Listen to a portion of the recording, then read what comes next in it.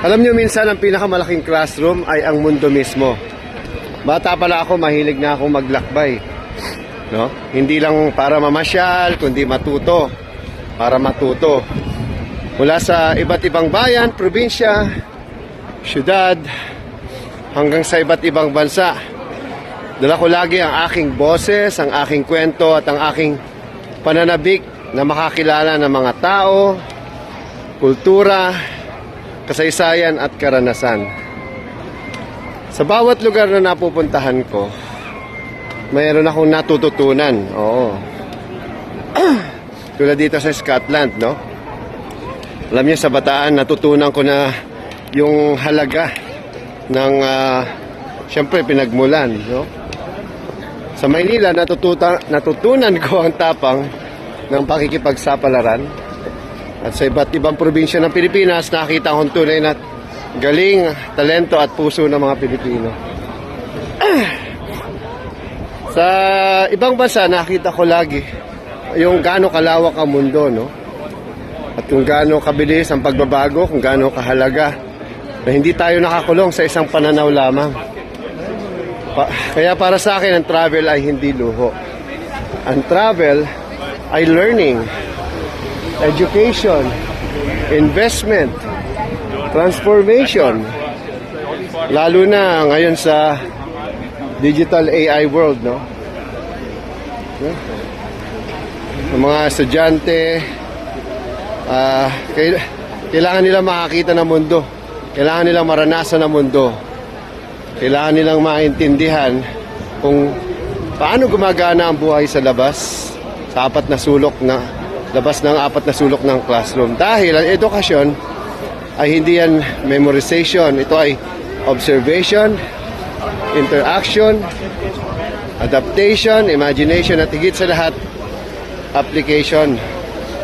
Alam niyo, sa panahon ng AI, napakadaling magtanong sa ChatGPT, no? Napakadaling gumawa ng essay, video, image, presentation at voice gamit ang tools. Pero ang tanong, may laman ba ang iyong prompt? Ha? May lalim ba ang iyong kwento? May lalim ba ang sense niyan? May tunay ka bang karanasan na pinaguhugutan? Diyan pumapasok ang kahalagahan ng travel at outside the school learning. Kapag ikaw ay naglalakbay, lumalawak ang iyong vocabulary. Lumalawak ang iyong vocabulary of life. Kapag nakakita kasi ng ibang kultura, lumalalim ang iyong understanding. Kapag nakausap mo ang ibang tao, lumalawak ang iyong empathy.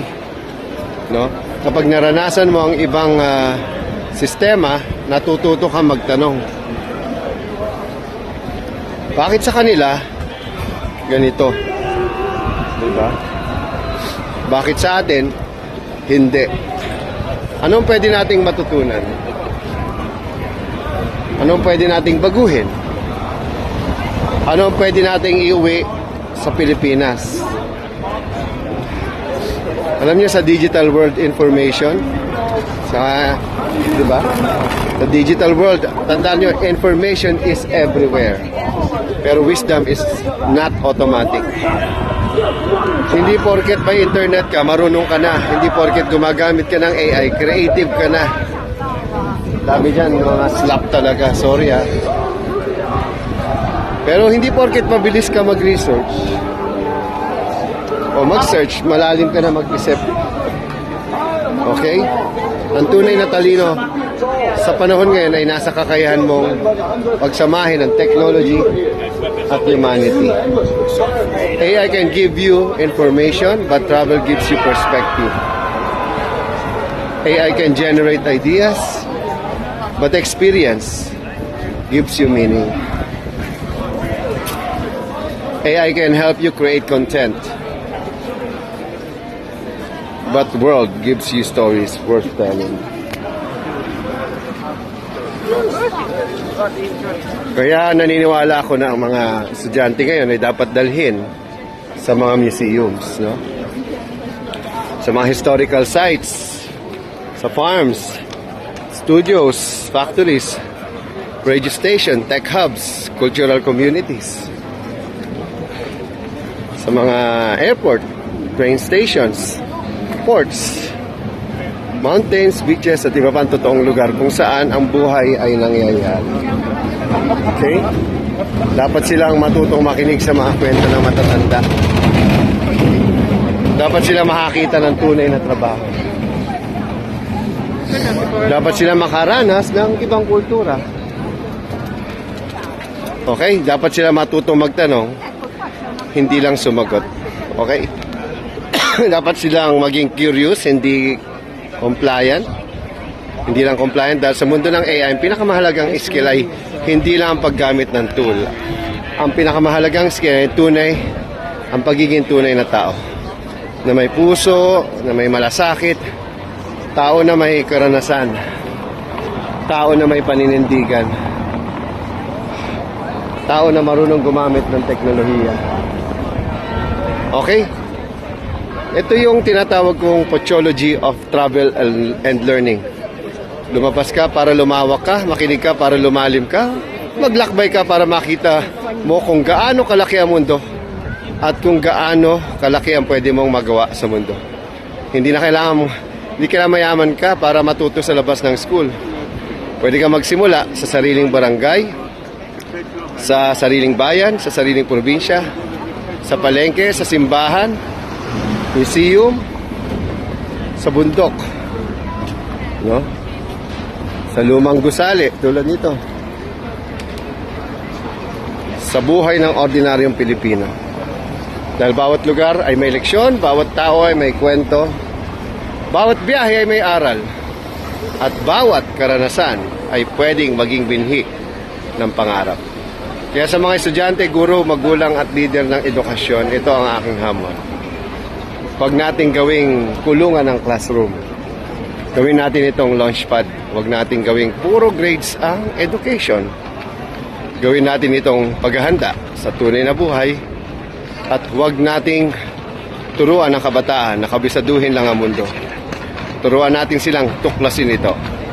Dahil sa panahon ng AI, ang panalo ay hindi ang mga pinakamabilis sa internet. Ang panalo ay yung may pinakamalawak na karanasan, layunin at pinakamalalim na pag-unawa sa tao. At bilang isang manlalakbay, guro, tagapagsalita at tagapagkwento, ito ang aking natutunan. The world is the greatest classroom. Experience is the greatest teacher.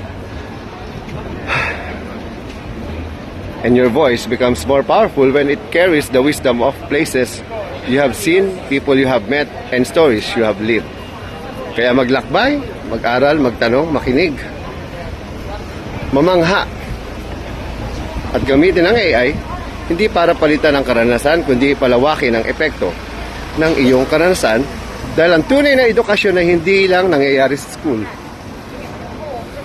Nangyayari ito sa bawat hakbang, bawat biyahe, bawat pagkakamali, bawat kwentong dadalhin mo pa uwi. Ako po si Pocholo de Leon Gonzalez, the Voice Master of the Philippines, at ito ang aking paalala. Sa digital at AI world, huwag kang maging robot na maraming alam pero walang karanasan. Maging tao kang marunong at maraming natutunan dahil naglakbay, nakinig, nakiramdam at nagmahal sa mundo. Dahil ang pinakamagandang lesson sa buhay ay madalas wala sa libro. Nasa biyahe, nasa tao, nasa karanasan, nasa kwento. At yan, ang kwentong yon. At ang kwentong yon ay naghihintay lang na bigyan ng boses. Alright? Mula dito sa